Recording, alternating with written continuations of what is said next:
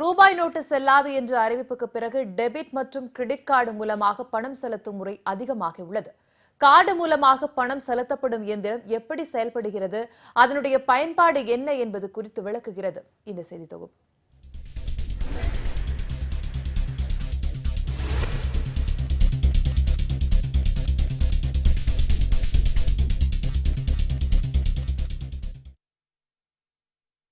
கடைகள் மற்றும் சில்லறை வர்த்தக நிறுவனங்கள் ஆகியவற்றில் டெபிட் மற்றும் கிரெடிட் கார்டுகள் மூலமாக பணம் செலுத்துவதற்கு பிஓஎஸ் எந்திரங்கள் பயன்படுத்தப்படுகின்றன. பாயிண்ட் ஆஃப் சேல்ஸ் என்பதே பிஓஎஸ் எனப்படுகிறது. கார்டு மூலமாக பணம் செலுத்தும் அனைத்து இடங்களிலும் இந்த எந்திரங்கள் பயன்படுத்தப்படுகின்றன.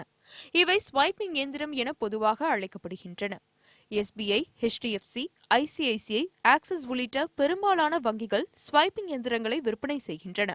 ஸ்வைப்பிங் எந்திரங்கள் வாங்குவதற்கு வணிக நிறுவனங்களுக்கான நடப்பு கணக்கு அவசியம்.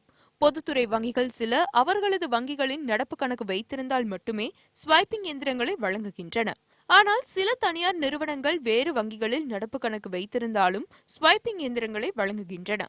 ஸ்வைப்பிங் எந்திரங்களுக்கு ஒவ்வொரு மாதமும் குறிப்பிட்ட அளவு கட்டணம் வசூலிக்கப்படுகிறது. இல்லையெனில் ஸ்வைப்பிங் எந்திரங்களை வாங்கும் போது ஒருமுறை மொத்தமாகவும் கட்டணத்தை செலுத்தலாம். அந்த கட்டணம் கார்டு மூலமாக நடைபெறும் பரிவர்த்தனைகளின் அடிப்படையில் கட்டணம் இருக்கும். இந்த கட்டணம் வங்கிக்கு வங்கி வித்தியாசப்படும். சில வங்கிகள் வாடகை கட்டணத்தை வசூலிப்பதில்லை.